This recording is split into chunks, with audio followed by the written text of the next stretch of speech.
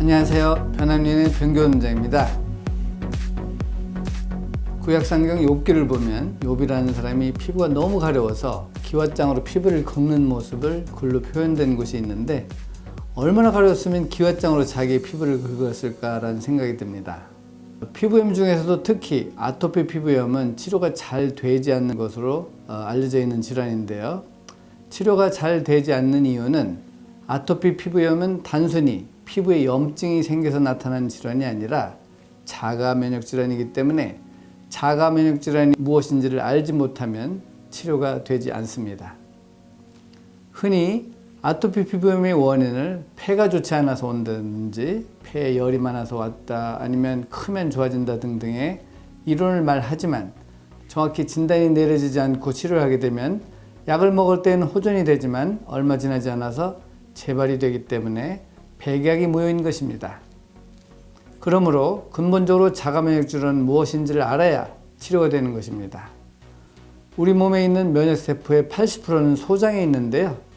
소장에서는 음식을 잘게 분해해서 림프관과 모세혈관을 통해서 영양분이 혈액으로 보내지고, 영양이 풍부한 혈액이 온몸에 영양 공급을 해주게 됩니다.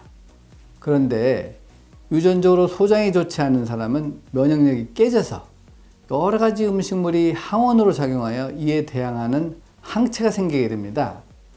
백과사전에 보면 항원이란 면역 반응을 일으켜 특히 항체를 생산하게끔 만드는 물질로서 일반적으로 생체 내에서는 이물질로 간주된 물질의 총체이다 라고 되어 있는데, 쉽게 설명하면 우리가 간염을 예방하기 위해 간염 백신을 맞게 되는데, 간염 백신이라는 것이 간염 바이러스를 아주 조금 넣어주는 것입니다.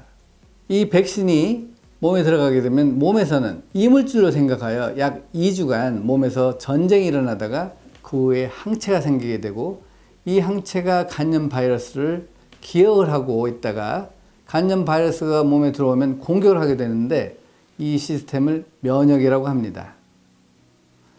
유전적으로 장이 좋지 않은 사람은 이미 면역력이 깨져 있어서 내가 주로 즐겨 먹는 음식이 항원으로 작용하여 항체가 생겨 있기 때문에 이런 음식이 들어오면 오히려 공격을 하게 됩니다.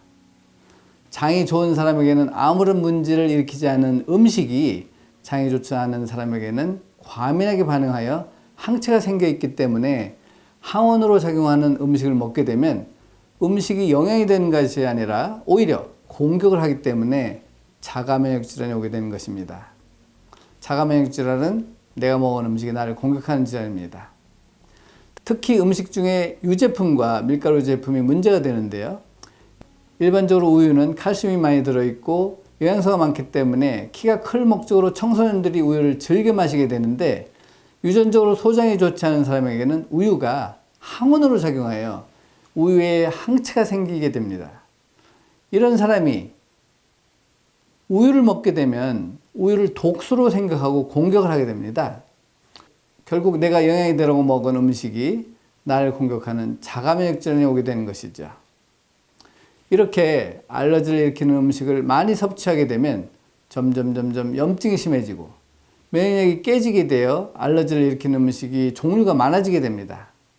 심한 경우에는 쌀도 항원으로 작용하여 항체가 생기는 사람이 있는데, 이런 분이 쌀을 먹으면 점점 아토피 피부염이 생기게 되는 것입니다. 특히 아토피 피부염은 자가 면역 질환 중에 하나이기 때문에 아토피 피부염 증상만 나타나는 것이 아니라 비염이나 두통, 어지럼증, 소화불량 등 여러 가지 증상들이 같이 동반되는 경우가 많습니다. 흔히 ADHD라고 하는 주의력 결핍 및 과잉 행동장애가 있는 아이들이 비염과 아토피를 동반하는 이유가 모두 장이 좋지 않아서 염증이 온몸에 생겨서 나타나는 증상입니다.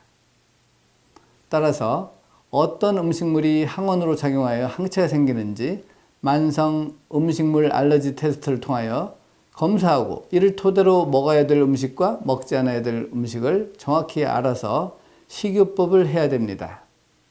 이렇게 말을 하면 어떤 분은 그럼 알러지 테스트를 하여 알러지 있는 음식만 먹지 않으면 되겠네요 라고 생각하는 사람이 있는데, 그렇지 않습니다.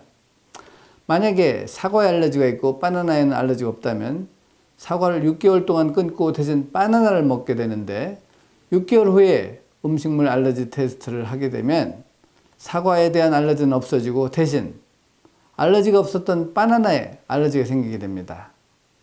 그러므로 아토피 피부염을 치료하기 위해서는 알러지를 일으키는 음식을 피해주면서 소장을 치료해줘야만 면역 시스템이 정상으로 돌아와서 염증이 없어지고 항원으로 작용했던 음식에 대한 항체가 없어져서 아토피 피부염이 좋아지게 되는 것입니다.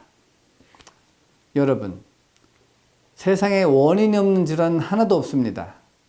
원인을 알고 치료하게 되면 재발이 되지 않지만 원인을 모른 채 증상을 치료하면 증상이 좋아졌다 나빠졌다를 반복하기 때문에 꼭 원인을 알고 치료하길 바랍니다.